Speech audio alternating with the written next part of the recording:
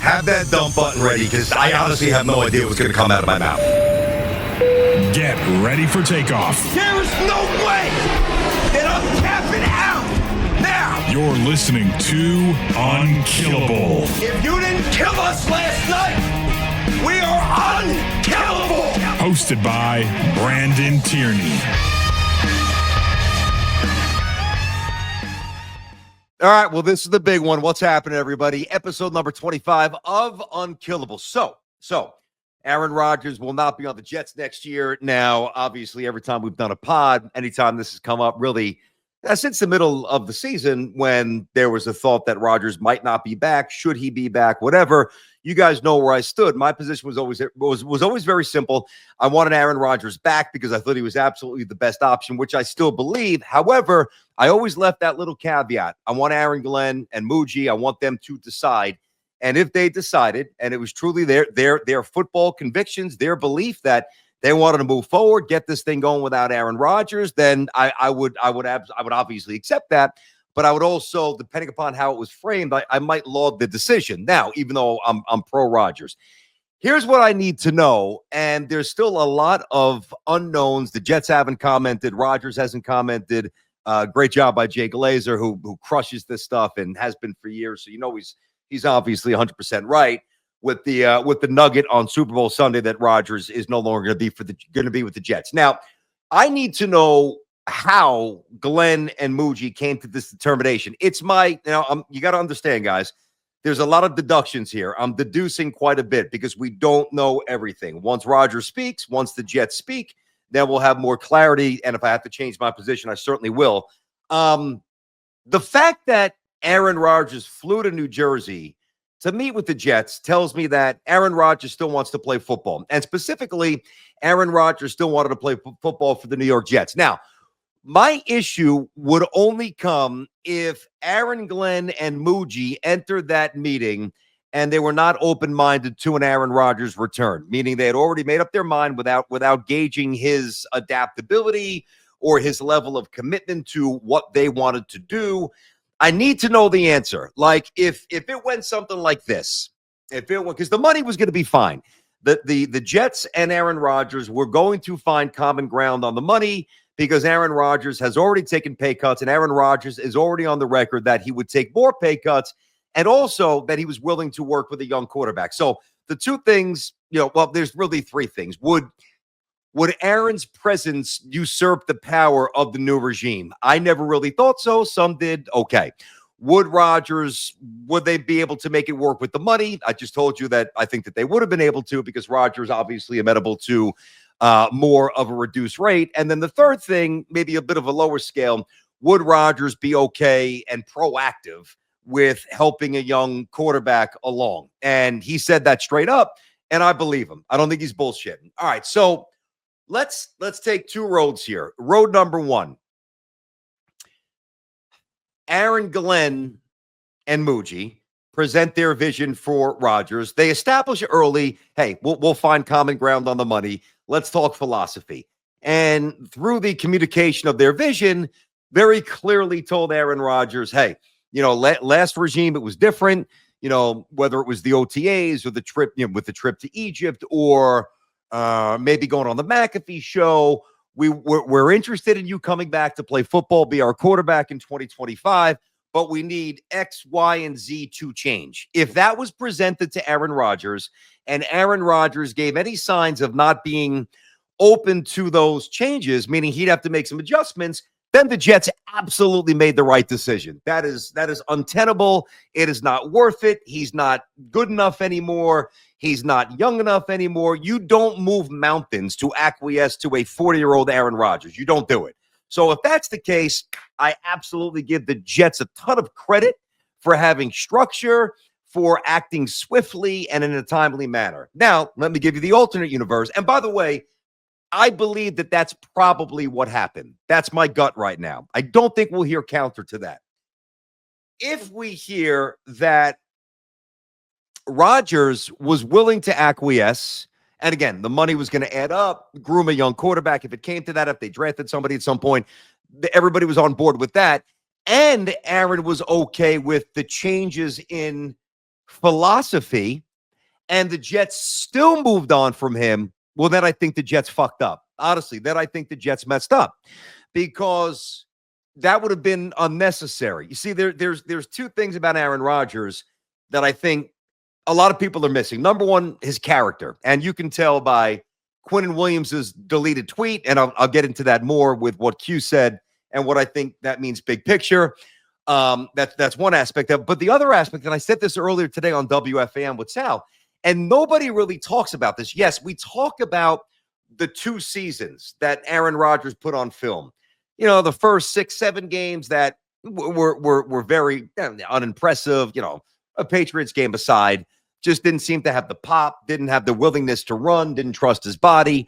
The stats weren't really there. And then you look at the final, whatever it was, I don't know, in 9-10 games where 18 touchdowns and 4 picks. And granted, he wasn't throwing it downfield and he wasn't quite Aaron Rodgers, but he was certainly better than anything the Jets have had ever. I mean, close to ever. And in my opinion, strongly, much better than anything that they could possibly get for next season. And I'll also get to next season in a minute. But what I think a lot of people are missing, there's a real reason for those 2 different types of seasons. Aaron Rodgers was not able to train last offseason. Aaron Rodgers was tasked with the very, very undesirable job of just getting his body back to functionality, to a functional level to be able to play. He wasn't training. He wasn't working on his game. He wasn't out there doing things that I think he's done in previous off seasons.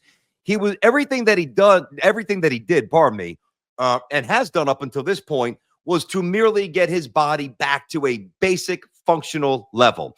And I think, you know, once he was able to trust his body, once he figured out that thing was not going to roll up on him again, he was a little more willing to run. He showed more of an elusive nature. Granted, not quite the same Aaron Rodgers. I'm not saying that he was. He was not. It was a diminished Rodgers, but it was still an effective, good Aaron Rodgers. Now, the notion that he's not a good teammate, it doesn't matter anymore because he's not here. But just look at the reaction. I told you the story last pod with Jermaine Johnson, how Aaron said, hey, take my jet, do what you got to do, worry about your family. Don't even worry about paying. Take care of it. I know you're a young kid. You got a lot on your plate. It's a tough injury. Go handle business. I can help you with my plane. Take it. Don't even worry about paying me back. I mean, that's just a great gesture. But then you see guys like Quinnen Williams yesterday popping off a little bit, how unsatisfied he was at the move. Now, listen, that speaks to something that I've said for a long time that many of you don't want to hear for different reasons, that Aaron Rodgers was a much better teammate than you and many others position him to have been. It doesn't matter because he's gone. We don't need to keep going to this well every time we talk about the Jets here. But I'll tell you one thing that's got to change, and I would not be surprised now, I don't know if he deleted that just because of the comments. I don't know if he deleted that because Aaron Glenn texted him and called him up, either or, and said, hey, listen, big boy, nonsense. That shit's over. Done. That may have been okay with the old regime, not happening with me.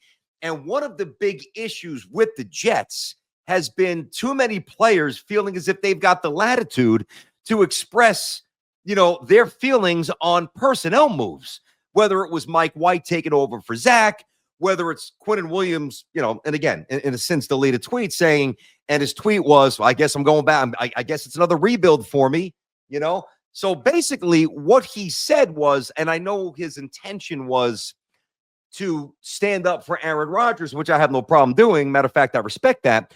But what you're really doing is you're undermining the authority of the new regime.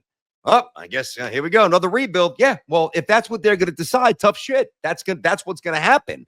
And this nonsense must end. And I would be stunned, quite frankly, if Aaron Glenn did not communicate that very clearly immediately after that tweet was made.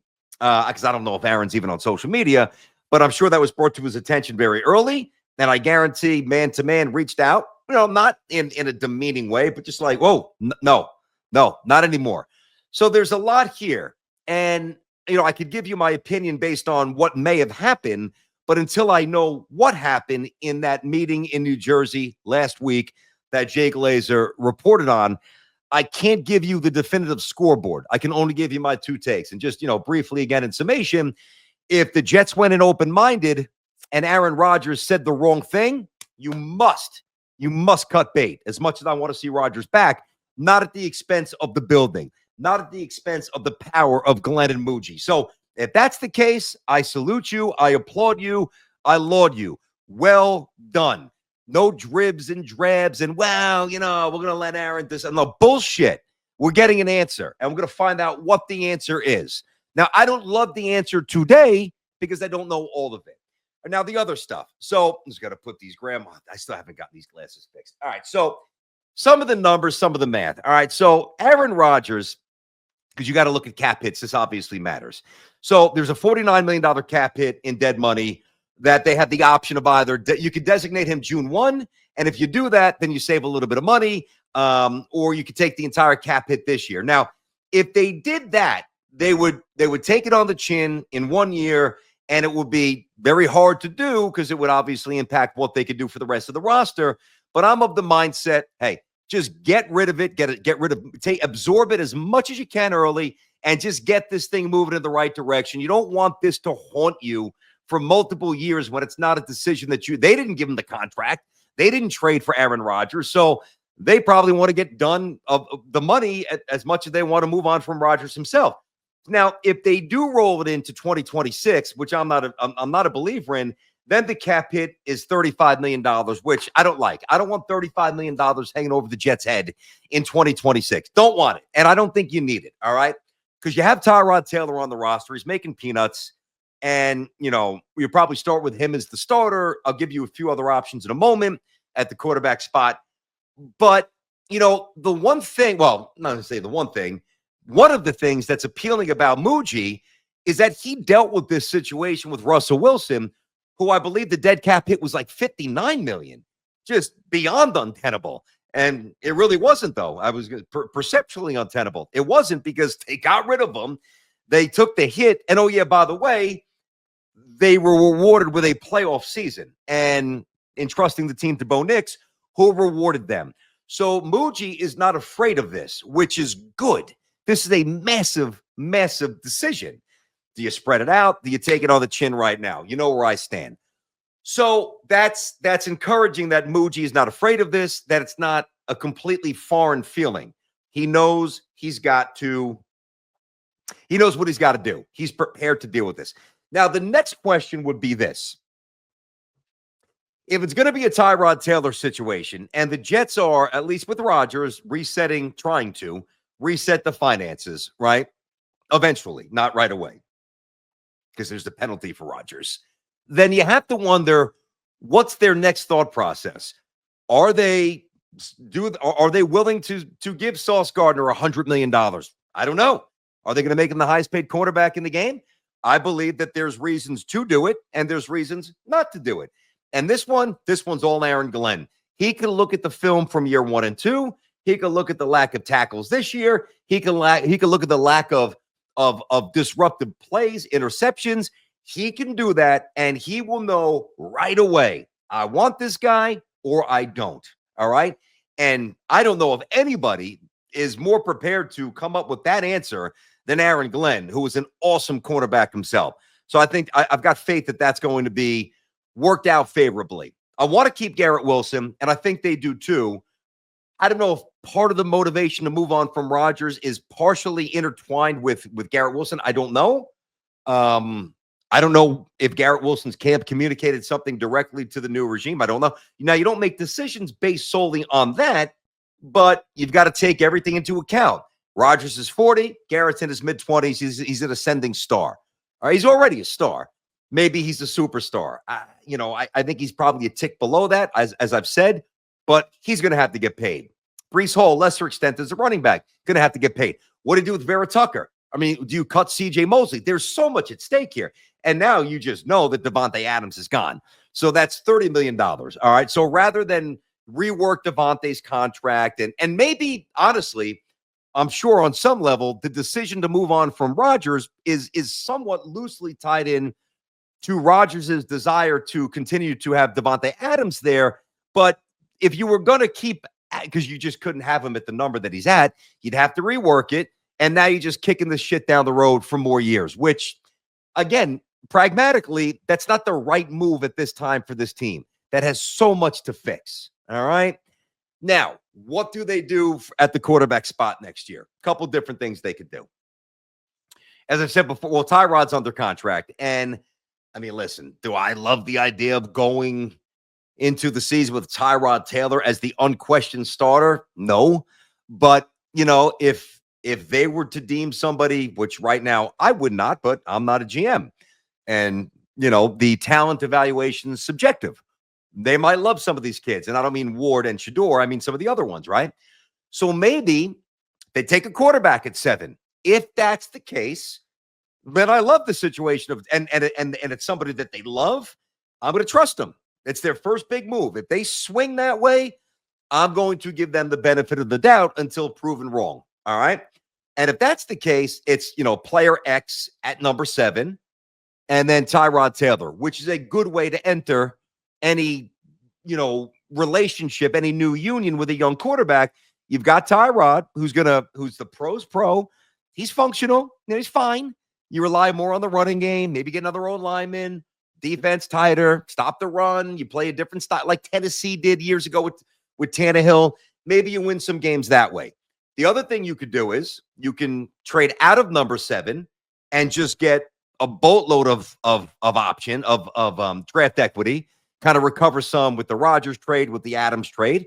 Maybe you go from, I'm just throwing this out, 7 to 13 or 7 to 17 or 7 to 13, and then you strike another trade and you go from 13 to 19 and you get a defensive lineman who could just shore up the run or another corner and you let Sauce go. Like there's a lot of options here. There really are. And I'm so curious to see how they play this. But while I'm still not confounded because I just laid out what happened, I'm not confused. I'm a little irritated by the decision to let Rodgers go, but I'm impressed by the swiftness of it. No bullshit, no dribbing and drabbing out, no going on the McAfee show. I mean, he might go on tomorrow, but no having this play out publicly. The Jets are running the show. It's not Rodgers. They made their decision. Rodgers is now gone. And now I've given you multiple options. The other thing that you could do, you can have, obviously, Tyrod's on the team. You're not giving Sam Darnold big money because you don't have the money. Because you're taking a hit for Rodgers. So it's not going to be Darnold. Fields, I think the Steelers will try to retain him. Forget about Russell Wilson. If the Steelers decide to keep Russell, which why would they, then okay, I'm okay with Fields. And that's the one name, and I've always been consistent with this, Fields, if they move on from Rodgers, maybe Fields is a stopgap. Maybe Daniel Jones is a stopgap. I don't know what kind of money he would command. I don't know if Minnesota's going to let him go. I don't know. I really, there's a lot of things that none of us know. I just know, or at least I feel, that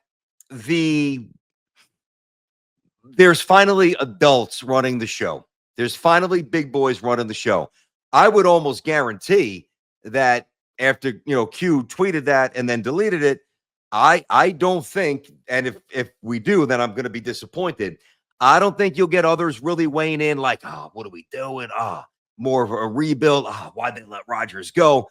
I think the message was sent. And I think that Quinnen Williams was the case study for that. That's like the social experiment. He put a tweet out there, immediately deleted it, move on. We know it's not really deleted, but the symbolism of him deleting it tells me that that's a good thing, that there's structure, that there's purpose, and that there's adults running the show. So that's how I see it. What would have driven me nuts, and I told you last week that I thought that we would have a decision this week, like immediately after the Super Bowl, because I didn't think the Jets wanted to have this get in the way of the Super Bowl. Now, they didn't leak this, I don't think. I don't know how Jay got his information. Maybe they did tell Jay. I'm not sure. Maybe it was Aaron's camp. It doesn't matter at this point. But it was done swiftly, and it was done with purpose. So I just think now there's really nothing nebulous about who the Jets are going to be next year. They are starting over. They are starting with their vision, and they are starting with a clarity. There's no clouds hanging over. Can Rodgers stay healthy? Is this good for Glenn to start with Rodgers here? The reason why I thought it would be advantageous for Aaron Glenn to start with Rodgers, provided Rodgers was willing. Again, I don't know the answer to this. I've got to reassert that. But if Rodgers was willing to play ball with Glenn and Muji, I think it would have been good for those guys to get off on the right foot and win some games. And I think they would have, because I think one of the main reasons the Jets lost games this year is because of a stark disregard for discipline, and that manifests itself in the form of penalties and the absolute worst coaching I've ever seen in my fucking life. I mean, in my life watching football ever. I mean, it was just, there's like substandard, and then there's 4 levels below it where we're like, wow, holy shit, this is bad coaching. It's bad, man. And it was really, really bad. So with a different energy, a more assertive energy, a tougher training camp, a commitment to stop the run, a commitment to run the ball, a commitment to shave the penalties in half and go from like 29th to 30th to 15th or so, maybe better. Maybe actually force a few turnovers. What a concept that would be. And I don't mean at the end of the season. I mean when the season actually matters. There are avenues for the Jets to be competitive next season without Aaron Rodgers. I just need to know how they got here and why they got here. Let me pull my man Evan in for a sec. Ev, what's going on, buddy? How are you today? What's up, Ev? Hey, how's it going? All right, dude. You heard me lay it out. I mean, Yep. I just laid it out. There's nothing else to lay out. There's other things to maybe interpret, and certainly opinions that would vary on, did they do the right thing? What quarterbacks could they bring in? But you just heard it all. You know what's going on. What do you think? Are you surprised Rodgers is gone? And do you think that they went into that meeting with an open mind to keep him if he said the right thing? Because that's the story for me. Yeah. I mean, I definitely was surprised when I first saw it. I always felt like it was a bit of a toss up because, like, I saw you and Sal had Thomas Dimitroff on, and you're asking him what he thought. So I knew it was definitely part of the process. So Yep. I was kind of interested to see like how they would weigh that, and if like it wasn't the reason he didn't get it was because but that turns out that maybe it was. It was much more of like a candidate thing instead of like a opinion on a certain topic. The way I kind of looked at it was, especially right after Aaron Glenn's presser, when he was talking to the media in the media scrum, and they kept asking him about Rodgers, and he's like, this is going to be all about the roster. This isn't going to be about Rodgers. Yep. So it made me think that, like, as much as Rodgers is a big part of the organization and has been the past couple of years, maybe he felt like, I need my roster, like a lot of people have said, and it's been a little different than what the players have said, but a lot of people have said how in the past couple of years, it's been like we have one standard for 52 players and maybe a different one for one. So maybe he felt like if I want to put my culture in here, I don't want to run into the problem of having one standard for Aaron Rodgers where he's going on everywhere and he's giving his opinion, and then a different standard for other guys where it feels like, kind of keep your mouth shut a little bit. So I think that's a good read. I think that's a nice addition to the conversation. I would agree with that.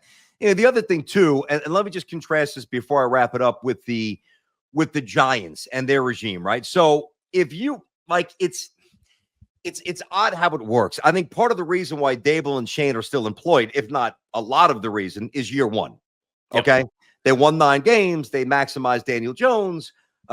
They played crisp, smart, aggressive football. They protected the ball. They win a road playoff game. And then, but they overachieved. They absolutely overachieved. And then year 2, and then year 3. Oh, God, this is the worst season in Giants history. They couldn't score. They were unwatchable. And think about maybe the Jets are not that they're actually looking at the Giants per se, but that kind of a model. Like, all right, what's better for us long term? To bring back Aaron and maybe go 10-7 or 9-8, and all right, here we go. 4 or 5 more wins than last year. All right, well, look at Glenn. Okay, here you go. And then the next year, Rodgers is gone, and he's starting over. Which eventually you're going to have to start over. He's old, right? So then they would have started over in year 2, and let's say they go with a young kid because Tyrod would be, wouldn't be under contract at that point, and they take their lumps like a lot of teams do when you go to a young kid, and they're 4-13, and then I think people would be able to process that because, okay, fairly rationally, but now you're in year 3. And if there's not an immediate uptick in September and October, now the writing's on the wall. It's like, well, I mean, look, what are we doing? I mean, he can't win with anybody but Rodgers. They won 10 games with Aaron. They made a wild card game. They won, they lost, whatever. And then Aaron retires, or they cut Rodgers for money purposes where he gets hurt. And then year 2, all right, understandably a step back. But now here we are in year 3. Here come the calls to me and Sal. Here come the tweets. Here come the hot takes. Here comes the venom. And that's that equity that Aaron Glenn would have had in year 1 evaporates fast. And maybe he's saying, hey, fuck it. I'm going to do it the other way. We're going to take our lumps early. Unless you're an idiot, you know that we have a long way to go. So let's build the infrastructure properly. And let's gain equity conventionally by taking incremental steps from year 1 forward rather than the opposite. Yeah, no, that's definitely the way to go about it. And also, it seems like, and granted, quarterback is the most important position in the NFL, but I know sometimes a lot of these people look at other teams and they're like, if you look at the Eagles, Hurts is really good, but they also built an insane roster around him. So he just has to be a cog. Whereas if you just stick to just putting any quarterback that you think is good back there and just hoping that he carries your team to the postseason, it's like, that's great, but we want to build a complete team around him. So the quarterback just has to do his job, but doesn't have to be like the savior as well. So yeah, and the extension with the Eagles too. Think about this. So Bryce Huff got $36 million guaranteed. He was not even in the game yesterday. He was deactivated, not active. Yeah. And that just shows you, whereas with the Jets, all right, they draft Mekhi Becton, and once his body betrays him, of course, Becton wins the Super Bowl. You just can't make that part up. Whatever. But you can't make it up. Yeah. But once his body went south, now the entire offensive line's in fucking shambles. Why? Because the Jets, their talent base was so low that they were so reliant on Becton to fix the shit old line or Rodgers to elevate from the court. Whereas the Eagles, Bryce up, whatever, man. You ain't playing. You did shit this year. All right, we may have wasted some money on you. Big deal. We don't need you. We're gonna win. Yeah. You know and at the end of the day, when you build a team so good that it's like the second string guys as good as, or if not better than the first string guy, it just becomes very easy to win that way. And I think that's why, they're getting all the credit in Philly and stuff like that. So, all right. Well, listen, this is good. This was a good, informative session. I feel good about it. I'm going to jump in probably on Thursday night, do another one. I want to really, first I'd really like to hear from Aaron. And I would imagine from now until then, even if he doesn't speak directly, we're gonna get some intel on what transpired in that meeting. That is very important to me. But now we'll start piecing together realistic quarterback. Of course, I gave you a few with Fields, but we'll really start narrowing things down and start cutting down, what they could do, where they might go in the draft. That now the fun part starts. Now we just had to get answers, and Aaron Glenn was very impressive at the press conference. Outside of Vrabel, I've said it a million times, that's who I wanted. I think they had a good hire. I think they had a good process for not only the head coach, but also the GM position. I think the Jets have done a lot right. And I think this is another example of how swiftly they came to this decision that we know who's leading the franchise. And that is now the coach and the GM. And it has not been that way for far too long. And that alone is refreshing. So, hey, get this out there to your friends. Obviously, Unkillable at least once, sometimes twice a week. Spotify, Apple, all that stuff. Share it to your buddies across the country, across the world. Whatever happens with the Jets, this is the go-to pod.